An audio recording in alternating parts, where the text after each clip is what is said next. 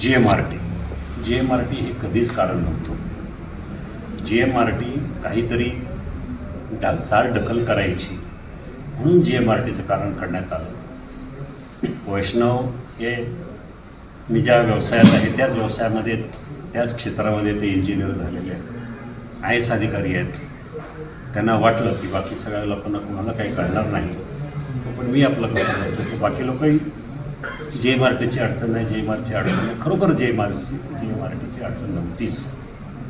फक्त रेल्वे काही लोकांना तिकडनं न्यायची होती म्हणून तिकडनं गेली आणि ह्या भागावर अन्याय झाला. ही अतिशय दुर्दैवाची गोष्ट. उदाहरण जर सांगायचं झालं तर हा एक वर्ल्ड रिपोर्ट आहे आपल्या GMRTच्या संदर्भामध्ये. त्यांनी स्पष्ट म्हटलेलं आहे की ऑफिशियल रेडिओ क्वाईट झोन म्हणजे RQZ म्हणतात ते अराउंड GMRT कोर झोन जो आहे तो 5 किलोमीटरचा आहे आणि 5 किलोमीटरमध्ये काय काय गोष्टी स्ट्रिक्ट आहेत त्याच्यामध्ये अलाउड नाही. Heavy industry, high power electrical machinery, mobile tower. आता मोबाईल टॉवर अलाउड नाही असा रिपोर्ट असताना सुद्धा मोबाईल टॉवर आहेत ना परिसरामध्ये. Broadcasting transmitter, high voltage substations, welding unit, diesel generators without shielding, या सगळ्या गोष्टी अलाउड नसताना सुद्धा आपल्या बऱ्याचशा चालू आहेत.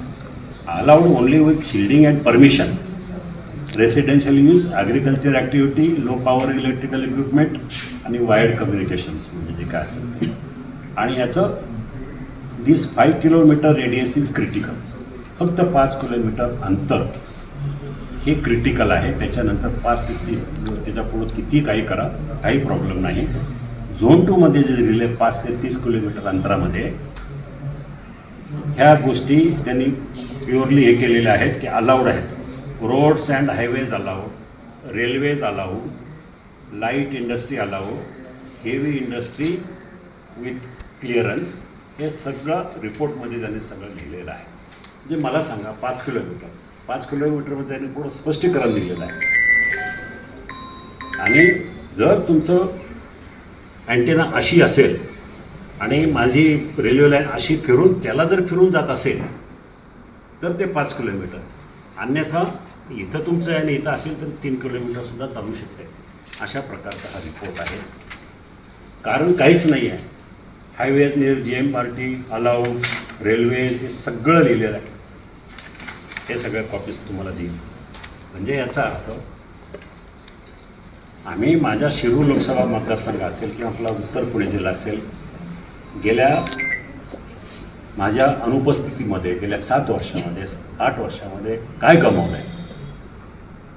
मला ह्या भागातल्या जनतेला तुम्हाला सगळ्यांना प्रश्न विचारायचा आहे. तुम्ही आठवा 2019ची निवडणूक आणि त्या निवडणुकीमधला प्रचार काय होतं. माझा प्रतिस्पर्धी उमेदवार कशावर निवडून आलेला, हायवे. किती मोठी मोठी लांब लांब भाषणं होती. विमानतळ फार अगदी कॅल्क्युलेशन करून दाखवलं. विमानतळ आलं तर किती रोज मिळेल आणि वर्षाला पगार किती मिळेल, एवढ्या माणसांना किती मिळेल, आपलं किती नुकसान झालं, याचं सगळं कॅल्क्युलेशन फार वाडा आणि कळमोडीसारख्या गावात जाऊन त्यांनी गणितं मांडली. मग रेल्वेचा एक प्रश्न.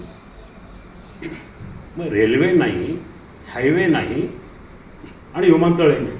मग गेल्या 7-7.5 वर्षामध्ये निवडून आलेल्या लोकप्रतिनिधी नक्की काय केलं. हायवेचं काय काम झालं सांगा बरं. आज जो हायवे चालू आहे तो मी भांडून लोकसभेमध्ये तुम्हाला कागदपत्र पण देतो की लोकसभेमध्ये हा जो पुणे नाशिक आपला हायवे हेडसिंगर, हा फक्त आणि फक्त मी संघर्ष केला. कुणाची मागणी नव्हती त्यावेळेला. कुठल्याही पेपरमध्ये लोकांची मागणी नव्हती, ट्रॅफिकची अडचण नव्हती. मला आठवतं आहे मी विचार केला की हा आपला जो रस्ता जो आहे भविष्यामध्ये 5 वर्षांनी, 10 वर्षांनी, 15 वर्षांनी याची ट्रॅफिक मोठी होईल. मी ती संकट ओळखून त्यावेळेला CP जोशी म्हणून नितीन गडकरीच्या खात्याचे मंत्री होते, त्यांच्याबरोबर भांडून अगदी हमरी-तुमरी करून हा प्रकल्प मंजूर करून घेतला. त्याच्याशिवाय आजपर्यंत चाकांचं काय झालं. नगर रोडचं काय झालं, तळेगाव चाकण शिक्रापूरचं काय झालं, पुणे नगर रस्त्याचं काय झालं, काही नाही. भाषणं मात्र छानपैकी सुंदर अशी लोकांना ऐकून टाळ्या वाजवणारे भाषणं मात्र झाली. पण मतदारसंघ 10 वर्ष मागं गेला, 15 वर्ष मागं गेला. मग लोकांना मला प्रश्न विचारायचा आहे जनतेला, मग आपण काय कमवलं आहे, काय मिळवलं आहे गेल्या 15 वर्षामध्ये? कुठल्या गावात जातो, कुणालाही विचारा काय काम केलं. माझ्याकडं तर कामाची यादी आहे, तुम्हाला प्रत्येकाला देत आलो. अशा प्रकारचे आज ही रेल्वे आहे. मला सांगा, मी 2005 पासून पाठपुरावा करून 2019 पर्यंत ही रेल्वे आणून ठेवली. माझा जर पराभव झाला नसता तर आज वेगळं चित्र झालं असतं. पण पराभव झाला, माझं जे काय व्हायचं ते होईल, ठीक आहे.